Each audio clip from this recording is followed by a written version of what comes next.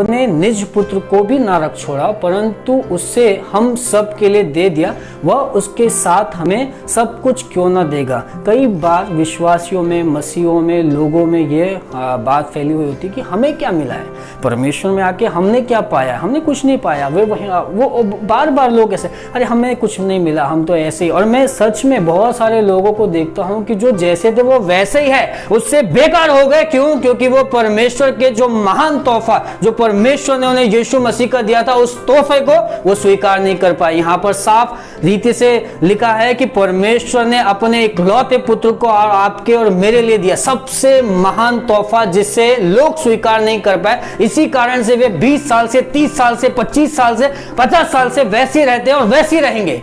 मुझे और आपको उस तोहफे को स्वीकार करना है। यहाँ पर पौलुस कहता है कि वह जिसने अपने इकलौते निज पुत्र को आपके और मेरे लिए दिया, वह हमें और कुछ क्यों ना देगा। यहाँ और कुछ में जो संसार की चीजों की अपेक्षाएं आप करते हैं, वो आपको क्यों नहीं देगा। वो आपको जरूर देगा, जब तक कि आप उसके बड़े तोहफे, बड़ा गिफ्ट, सबसे संसार का सबसे बड़ा गिफ्ट यीशु मसीह, जब तक कि आप उसे स्वीकार नहीं करते, आपको संसार की चीजें समझ में भी नहीं आएगी। इस दुनिया का सबसे बड़ा तोहफा है। हम कई बार इंसान होने के नाते हमारी जो चीजों के प्रति आकर्षण है, जो चीजों के प्रति लालसा है कि आज हमारे पास में गाड़ी है तो कल 4 व्हीलर होना चाहिए, 4 व्हीलर है तो और बड़ी होना चाहिए, और बड़ी होना चाहिए, ये हमेशा बढ़ती चली जाती है। हमारा गिफ्ट लेने का स्वभाव लगातार बढ़ता चला जाता है और हम बढ़ते बढ़ते बढ़ते बहुत सारी, लेकिन फिर भी हमारे पास सबसे बेस्ट नहीं होती। लेकिन जो यीशु पर विश्वास करते हैं और जो ये मानते हैं कि इस दुनिया का सबसे बेहतर तोहफा सिर्फ यीशु मसीह है,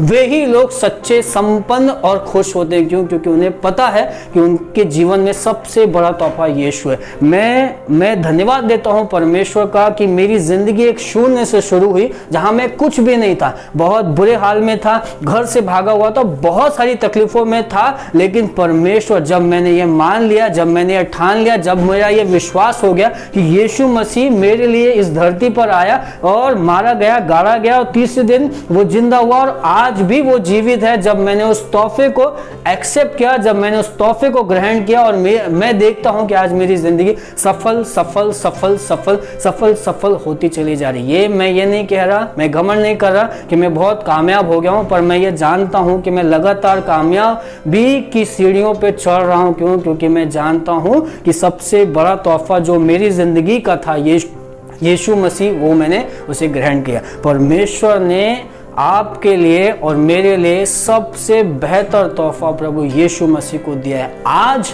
जरूरत है, आज ये सवाल नहीं कि वो हमें और क्या मिलेगा और क्या नहीं मिलेगा। बहुत सारे अध्ययन है, मरकुस 10:28 आप पढ़ सकते हैं, जहां पर पतरस को यह डर था कि जब वो सब चीजें छोड़ा तो उसे क्या मिलेगा। तो यीशु ने कहा कि जो कुछ तुम इस संसार में छोड़ोगे, उससे कई गुना बढ़कर इसी संसार में तुम्हें दिया जाएगा। आपको स्वर्ग की बात नहीं करे, परंतु यहाँ इसी संसार की बात करेंगे जहां यीशु मसीह आपको इसी संसार। और मैं और मेरी पत्नी सीमा, मेरे बच्चे, हम आशीषित हैं। और मैंने बहुत सारे मेरे अगुओं को देखा, विनी भाई को देखा, पास्टर स्टैनली मेहता को देखा और बहुत सारे लोगों को देखा जो आशीषित है। इसी संसार में वे आशीष है। अगर आप आशीष पाना चाहते हैं, अगर आपको ये आशीष है, तो आपको परमेश्वर के साथ में होना होगा। परमेश्वर आपका और मेरा जीवन क्या करते हैं? बदलते हुए चले जाते हैं। क्यों? क्योंकि उन्होंने अपने इकलौते निज पुत्र को भी नहीं रख छोड़ा, तो आपको वो संसार की किसी भी प्रकार की चीजों से क्यों वंचित रखेंगे, वो आपको